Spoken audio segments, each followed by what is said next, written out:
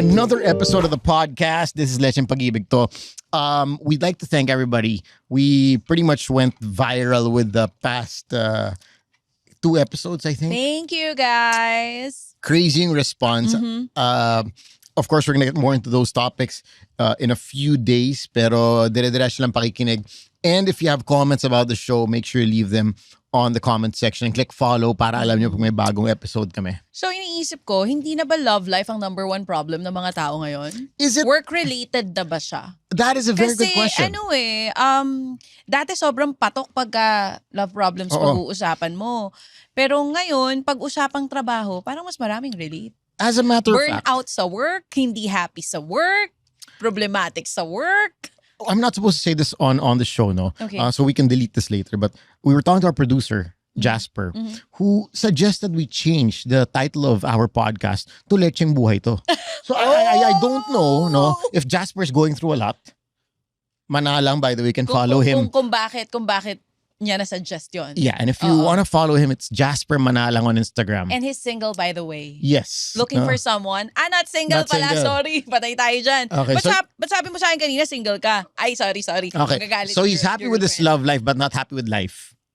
Naku, mahirap yun. Pero kung papipiliin ka, happy Kasi sa no. love life or happy sa life lang? There was, I remember, I think a Bible verse that went. Alam mo, pagka mga Bible verse, di na ako naniniwala. Hindi, Sa hindi. ilang beses mo na ako nabiktima dyan eh. No, there was a Bible verse that went, love will keep us alive. Gago. Hindi ba Bible yun?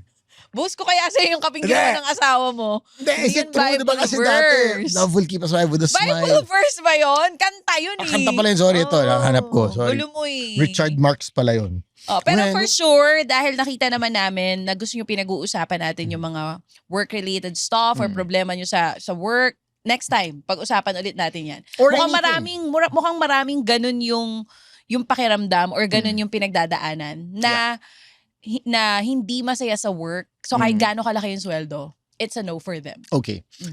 That is true. So before love, kilig, but now I think problems are getting deeper. But I would like to say that these problems. So parang sinasabi mo, mabababaw tayong tao noon? No, hindi yun eh. Joke lang. Pero Ngayon, totoo. Yung Kasi- life problems affect your relationship problems, ha? Totoo. Yeah. Don't you think so? True. Diba? Totoo naman yun. Pero hindi kasi, yung sinasabi ko kanina na tinanong kita, so feeling mo, mabababaw ba tayong tao noon? Feeling ko kasi mas madali lang tayo makontento noon. Are we And talking mas about Jasper or tayo lahat? Ikaw okay. talaga Sige, masyado sige. mo. Ay, loko na pare. Niluluto mo si Jasper. Okay. I Sige, feel sige. like mas madali tayo makontento before. Hindi tayo mareklamo noon. I'm not saying mareklamo yung mga tao ngayon. Sobrang bilib ako sa kanila kasi kaya nila to turn away sa isang sitwasyon na parang feeling nila maganda yung kahihinatnan in the future. Hindi sa mabilis magsawa. May perfect term Or for is the that situation getting so bad? Is the quality of life in the Philippines getting that bad? Pwede. Actually, totoo. Diba? That people are moving out of the country. People send their kids to school. You were telling me like you were already looking at Harvard and different Ivy League schools, no? For Sav. But no, I'm really impressed. But Wow. once again, let's Sana true, acknowledge another new Wag watch, mo ka- new watch from DJ Chacha for the week, the watch of the week, no? Pero kasi parang hype, diba?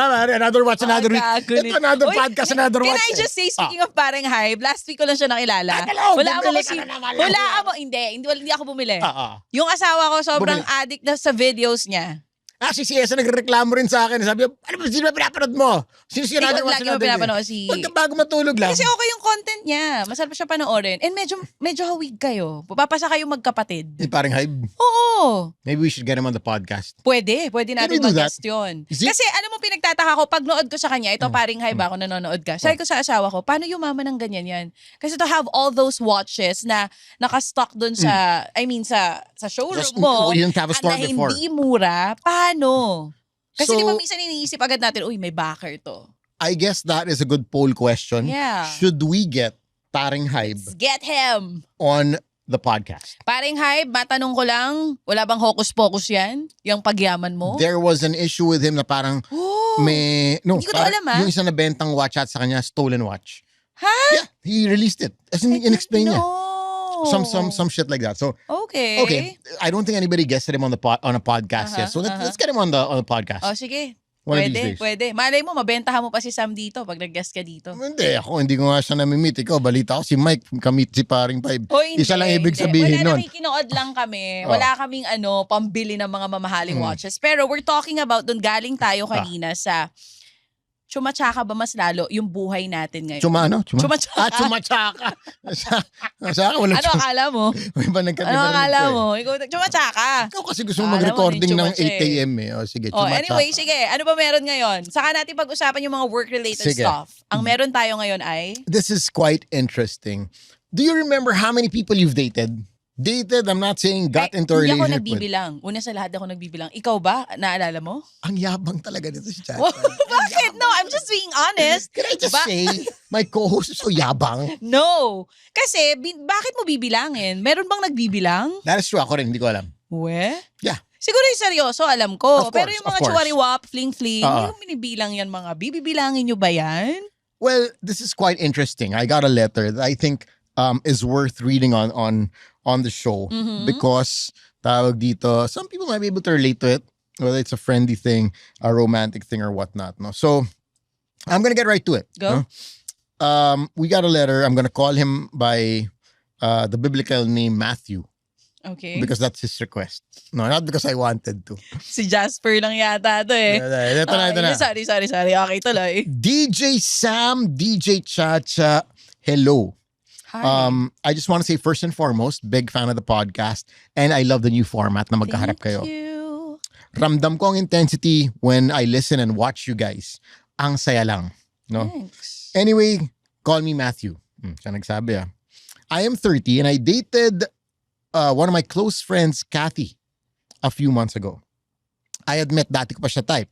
But I never made a move, yun nga, until I asked her around March. Nag-yes naman siya. And we started dating and we went out for about 2 months. Inaamin ko, I started falling for her na during that time.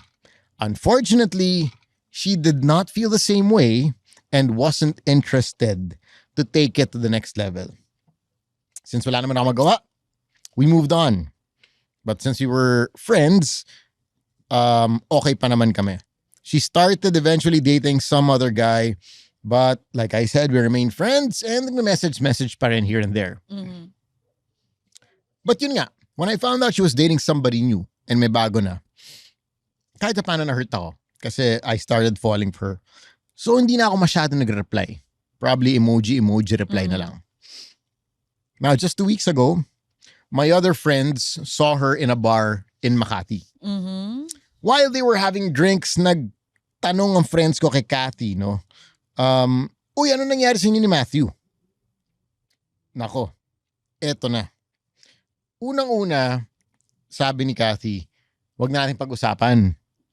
Importante, I'm seeing somebody new. And all praises siya about the new guy. Good-looking, mabait. Even got into details saying na biggie daw. Etong si new guy. Okay na naman sa akin yon. But then, as the night grew and few more drinks in, tinanong na naman siya, ano nangyari sa inyo ni Matthew? Eto na. Sabi niya, to be honest guys, Matthew was out of my league. Or, hindi. Siya ang out of league, si Matthew daw. Hindi ka level. No? And dinate ko lang siya kasi naaawa lang ako sa kanya. Wow, may ganun. Oo. But, hindi ko talaga siya type. Considering we dated for about 2 months, medyo na-hurt ako dun. Why did she have to say those things and hurt me like that? Even if they are true or not true. I don't think kailangan i-disclose pa yun. Yeah. Oh. And eto pa. Just a few days ago, she sent me a message na naman. Ano daw? Tinatanong lang how I was and may smiley pa. To my head, I thought, what the hell was that? Bakit ganun? Triggered ako to reply to her and ask her why she said those things to my friends. Pero I just held back. I don't want drama. I don't even know what I want, to be honest. I want to back out and even just not remain a friend anymore. I don't want to be in an awkward spot. But is there a way to keep to decline her messages? Is it worth to have a conversation about sa narinig ko na sinabi niya tungkol sa akin? Or should I talk to our mutual friends na nakausap niya about this? I feel so lost. I hope you guys can help me. Always a fan, Matthew. Si Matthew, pati si Girl Lalo, ilang taon? Matthew was 30. Hindi din close si okay. Kasi feeling ko mga bagets days gagawin ko talaga yan eh. I really talk shit. Why do girls do that? Why do girls talk shit? Una kasi immature pa kami. Pangalawa, malamang nasaktan kanyang ex mo. Kaya ganun. Yun yung parang coping mechanism mo. Lalabas mo lahat ng baho niya, iisipin mo lahat, kukwento mo yun sa iba. Parang yun yung way mo para ma-release yung emotions mo. I'm not saying it's right, okay? Pero ano yun kasama yun sa pagiging immature natin. Kaya nga tinanong ko kung ilang taon sila. Kasi kung 30 plus na, medyo, tanda mo na para gawin yung bagay na yan. I'm not saying na dapat gawin, pero yes, nangyayari yan. Aminado ko. And I'm sure yung ibang babae, pwedeng ganun din yung ginagawa nila. Okay. I don't think it's a girl thing also. Even ba sa lalaki? I think some guys do that. Kasi mas babae to for me, feeling ko. Although girls, I believe, talk more or get into more detail. Yes. Kayo hindi kayo detalyado. Paano ba? Some guys do, some guys do. Boys talk, paano kayo? And ex to kasi, not talking about your present partner. Ito nga yung dated ex lang eh. To. Date lang. Ito nga date. Kaya mas madali pag-usapan. Kasi pag mas malalim yung relationship mo sa tao, I don't think kaya mo magsalita ng hindi maganda sa kanya. Gets? Diba? But they were friends eh. Sa akin kasi I don't understand. Diba? Oo nga. Why would you do that to your friend? Tapos alam mo naman, yung mga kausap mo, kaibigan din ng taong yun. Dalawang bagay yan. It's either backstabber talaga si Girl or may ginawa talaga si Matthew na hindi nire-reveal ni Matthew at yun yung way ni Girl to get to the guy. Alam mo yun, to get even. Parang okay, ginawan mo ako ng di maganda. Eto panabla ko sa'yo. May mga ganun eh. Or pwede rin namang nagsasabi lang siya ng totoo dun sa friend niya. Gets mo ba? Na parang, tapos hurt kasi lang nga to. machika kami siya. mga girls. May mga pagkakataon na sa sobrang chika namin, hindi naman namin gustong sabihin to para i-chismis ka. Madaldalan talaga kami sa mga closest friends namin. Pati size ng birdie Oo, yes. Kaya nga nung binabasa mo yung letter, medyo nangingisi-ngisi ako ng slide kasi parang naalala ko yung days mo na gano'n. Talking about birdies. Hindi! Wow! Hindi, wait lang. Pero may mga ganong moments sa parang hindi mo gustong siraan yung lalaki, pero hindi ko in-expect, Mare. Talagang, ganun lang, yun ang gandun lang talaga. Parang may mga ganyan. Gasutanghon. May mga ganun talaga. Gasutanghon. Na parang pagsisisihan mo, bakit mo pa ginawa. Okay. Oo. Na alam mo yun, hindi ka galit dun sa guy, pero kasi you share everything to your girlfriends, nasanay ka. So, it's just that same set of friends sila nalaman ni Matthew. Gets? Correct. Oo. Kaya yung sinasabi mo kanina, mga lalaki, nag-uusap din naman. Kayong mga babae, mas sobrang detailed lang kayo. Yun lang eh. I think kasi, for guys, pag tinanong, ano nangyari ganyan? Ano nangyari sa inyo? Wala, hindi nag-workout. Ganon. Pero I wouldn't go to the extent of saying na, hindi, naawa lang ako kaya I went out with her. Oo nga. I think that's a bit hindi, feeling ko more than the awa, I think mas more of the birdie siya nasasaktan. Kasi hindi syempre, naman sinabi niya na malit birdie ni Matthew. Sinabi lang niya na, itong si bagong guy. Pero parang ganon, di ba? Parang ganon, may comparison pa rin. Oo. And sometimes, of course, kaming mga babae, it's an ego thing for guys. Sinasabi namin yun, hindi dahil galit kami sa lalaki. Sinasabi namin yun kasi yun yung totoo. Na talagang, yun lang. Kasi guys naman never talk about the private parts of the girls. Pero girls, we talk about it. Ngayon, medyo bawas na ng konti, hindi na masyadong ganun. Pero pagkasama ko yung mga super close ko talaga, hindi lang ex ang pinag-uusapan namin, even yung current partner. Wow. Ganun kami na parang, yung mga sobrang close ko, Mars! Kamusta ang sex life? Parang ganyan. So, hindi lang dahil gusto naming siraan, madaldal lang talaga kami and nasanay kami na ganun, parang happy pag-usapan din yun minsan, aminin man natin o hindi. Lalo pa doon sa kasi mga... tabu eh. Anything that's taboo, anything that parang, hot topic, diba? Mm-hmm. Gusto natin pag-usapan kasi may excitement factor. And then you probably want more details. Hindi nyo naman naman lagi na pag-uusapan, but there are times lang talaga na lalo yung mga closest ko na minsan pag nagkita-kita kami na ang tagal na, ano, kamusta? Ganun pa rin kayo? Parang, yan, ganyan. To check. Oo, pero hindi mahabang usapan about it. Okay pa rin. Ito pa rin naman kami. Mga ginagawa one pa rin naman sentence. namin, mga One ganyan. sentence, ganun. Oo. Pero pag detalyado na yung chikahan about the guy, pwedeng may nag-open kasi ng topic about it, pero hindi naman siraan ka or whatever. Ako, I feel like nagsabi lang ng totoo yung girl dun sa isang friend nyo, yung common friend nyo nga. Let's decipher what she said. Number 1, naawa lang siya. Number 2, hindi talaga niya type yung Matthew. Which I agree could be the truth. Yes. Are those even offensive things to say? Alam mo, parang feeling ko ang dapat pang mas Kasi, dapat akong kabahan dun sa friend na kunwari sinabi ko to sa'yo, tapos sasabihin mo yan dun sa kung I don't think sino yung ex ko. Honestly, I know, sorry Matthew, this is probably gonna offend you, pero hindi naman niya sinabing pangit ka. Hindi. Sinabi niya, hindi ka lang na-type. Pero sinabihan ka na parang di masyado malaki. At Hindi na sinabi. Sinabi lang niya. Na mas bongga tong bago. Oo. Pero ganun pa rin yun. Yung ego nung lalaki, na-hit mo pa rin eh. Nasampal mo pa rin siya noon. Nasampal Diba? ng ano. Mas okay pa, sa inyong mga lalaki, mas okay pa kayong sabihan ng pangit kaysa maliit ang birdie nyo. Totoo yun. Hindi, Right? kasi, Or natin? mas gusto May nyo, gusto nyo pinupuri may mga kayo. pangit na malaki birdie. Pero I can name names. Nakilala mo rin. Na pangit, pero sa laki ng birdie, pare hayop. Sorry, tumalsik sa yung... Pero again, Hindi, it's Zik, not pare. just... May mga pangit akong kilala, pare. Zik, maniwala ko dito. Gago Pangit. ng mga Pero pangit, dahil sa laki no? ng birdie, yung mga karakas nila, mga hit list nila, pare, hayop. Okay. Hayop. As a woman, Oh. as an experienced woman, Oh, wow. Hindi, gusto ko lang sabihin. Nakala, pwede ko ba another day, another bird. Another day. Hindi lang naman to size. Merong mga lalaki kasi mas gusto nila.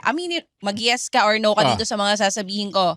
Sabihan ka ng pogi, halimbawa, matutuwa ka. Pero sabihan kang ang galing mo, Sam. Mas matutuwa kayo doon, di ba? I think ako, the best compliment for me, hindi lang sabihan, yung iniwanan ka Hindi nga yung size eh. Not the size. Yung, ang laki ng ano mo, Sam. Hindi kayo doon matutuwa. Hindi. Mas matutuwa ka sa, grabe, iba ka. Hindi kita makalimutan. Tapos iniwanan ka ng tip, kahit 300. Di ba, nakakalimutan, shit, may tip, may patip. Hayop! Very call boy na talaga yung dating. Hindi yun. Sa sobra mong ginalingan, may 300 Tama, sa mali. bedside. Mag-yes kayo. Mas, di ba, ito lang pang-boost ng ego ng lalaki. Kaya dun siya hindi makalimot, feeling ko. Hindi dahil sa, hindi naawa ko sa kanya. Well, yun nga. And on a more serious note, Matthew, I think it's, of course, man to man, no? Medyo, this is quite an ego thing, I think, no, which you have to acknowledge also. Not to say that it's wrong to feel that way. I'd probably feel offended also and whatnot.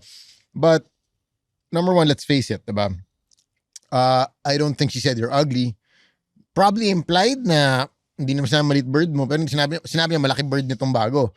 Pero hindi naman sinabi malit bird mo. So, that's... Masakit pa rin yun Masakit pa rin kasi you were hoping na sana ikaw yung malaking bird. Alam mo, Matthew, ang masasabi ko lang sa'yo, ano naman kung maliit ang bird mo? It's the performance naman. Diba? Kung nasabihan ka ng maliit ang bird mo, galingan mo na lang. Yun ang sa akin. Oo. Ako kaya lagi ko sinasabi yan sa mga friends. Sa mga friends kong maliliit yung bird. Wow, okay, Charot lang, Chacha. chika lang. Thank you. No. Thank Ang you. lagi ko sinasabi, pag may chance ka, gagawin mo yan, Oh. make sure, lalo kung one night stand yan, yung di ka talaga makakalimutan. Kaysa pag napagkalat ka, ang sasabihin pa, hindi siya okay eh. Gets mo ba? Diba? So Matthew, next time galingan mo na lang. Hindi yung size yan. I like what you said. I always tell this to friends, no? If you're giving one shot, no? Give it your best. Imagine, no? Ikaw si Neil Armstrong. Kilala mo si Neil Armstrong? Sino yan? The first man, di ba? Who landed on the moon. Anong ginawa ni Neil Armstrong, Chacha? Lumakad sa buwan. Tapos, pagkatapos siya maglakad, anong ginawa niya? May ginawa pa ba siya? Meron siya ginawa. Anong Hindi ginawa ko niya? alam. Boom. Ang tawag doon? Boom. Nagtarak. Oo. Tinarak. Tinarak niya sa buwan yung... She put the flagpole of the flag on the moon. Gusto mo ba talaga yun, ha? He put that flagpole on the moon. Oh. Why did he do that? Bakit? So that the world Will know that I came from the moon. I put my flag there. Hindi ka lang basta naglakad. And even if you're representing the country, let's say, nakawanay sa mo, taga, let's say, Switzerland, France, ganon. You have to put the flag on the moon. Oo, hindi ka pwedeng naglakad lang. Because Tama. you know Good that advice. the next person, they know, oh shit, Philippines has been here. Natawa si Jasper. No, imagine you're Neil Armstrong. They know Philippines has been here. Oo. Tapos yung kahit ilang ulit na siya nakatikim na iba-ibang lahi, di ba? Yung Pilipinas pa rin ang mangingibabaw. The hindi flag niya is waving. makakalimutan. The flag is gonna wave. Wala na kasi parang sa akin, Papi, yung mga tanong niya kausapin ko ba, anong mangyayari? yeah. Pwede And- i-deny sa'yo. Yes, plus Pwede that. niya ring aminin in your face na, oo, totoo naman hindi naman talaga kalakihan. Pwede, di nasaktan ka lang lalo. Or let's admit it. Number one. No, let's break it down. Matthew, first and foremost, hearsay to. True. Technically, you heard it from your barkada na sinabi niya. Alam mo, mas If you doon go ako concern talaga, Papi. If you go for the confrontation route, no? Sige, confront tayo. Sabi ko si Cathy, oy, balita ako, sinasabi mo yan. What if she just says na, oy, wala akong sinabing ganyan? What are you gonna do? You're gonna go to the friend who told you this. Mhm. Kayo ngayon magkaka-friction. Diba? Kayo magkakahulihan. Sinabi ito ni ganito, sinabi ito ni ganito. Kasi sinabi ni ganyan na ganyan. You know, we all know that stories change as they're passed along. Tama. So, there is no point for me, no, in going to that person or finding who said what, no? Because for all you know, words have been changed. Tsaka ano mangyayari? Nagiinuman nga sila eh. Correct. Kunento, diba? Words could have been changed. Some things could have been said that were not meant. And what's the point? Sa akin, once again, Matthew,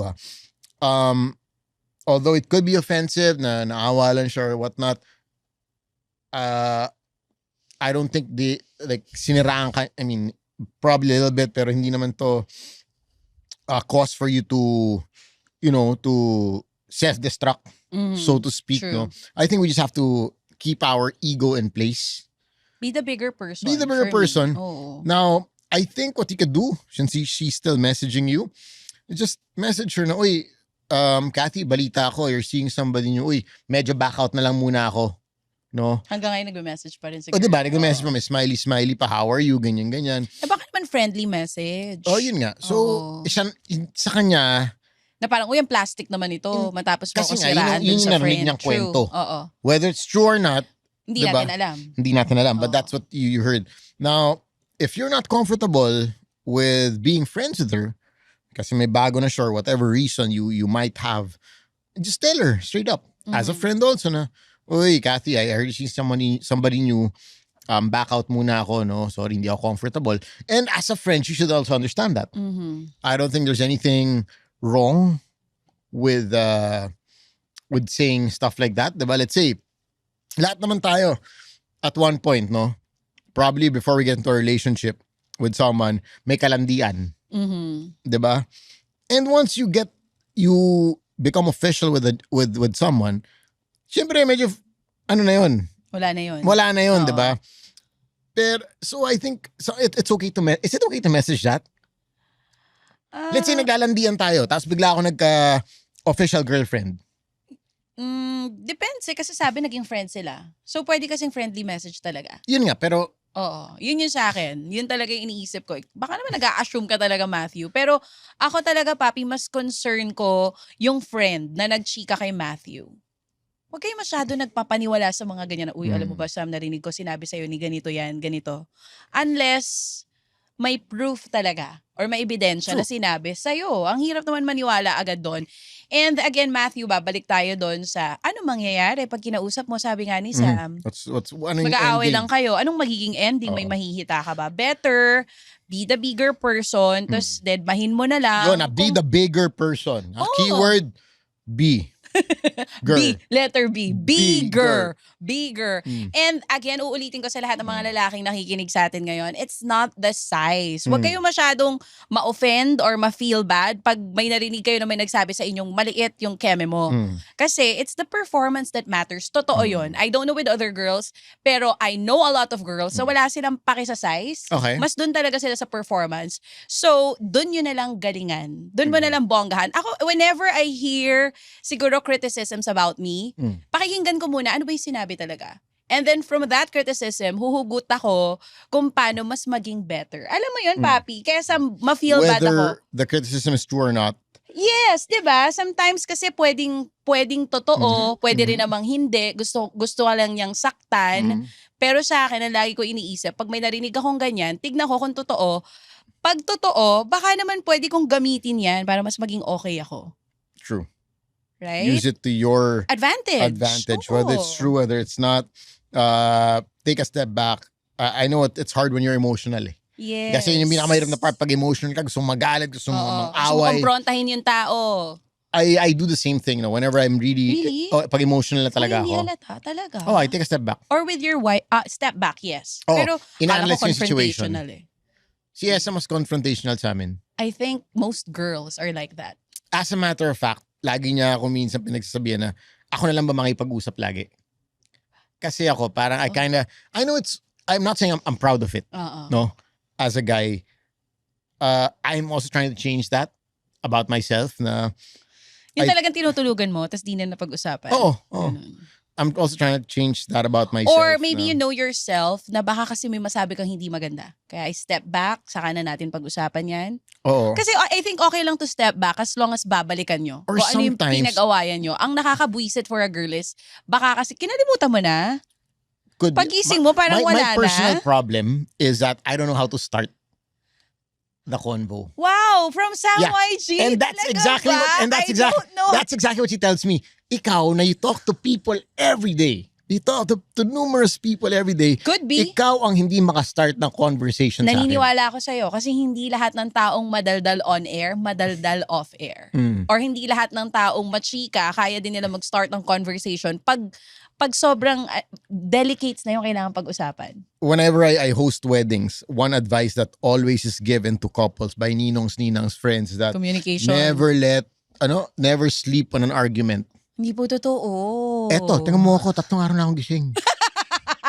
And on that note, sa notang iyon. Okay. Sa notang iyon. Oo, yung pala yun. Kaya pala ganyan yung mata mo. We're gonna pack this up. My God. Pack mo na to, girl. Thank you for listening, Matthew. We hope we're able to help get your shit together, man. Pull back from the situation. Is it really worth feeling bad? Or should we just move on from hearing all this chismis? Should you maintain a friendship? If you can, good. If not, it's okay. Just back off. Say that, I'm having a hard time with this friendship. And I think as a friend, she should be able to respect that. Yun.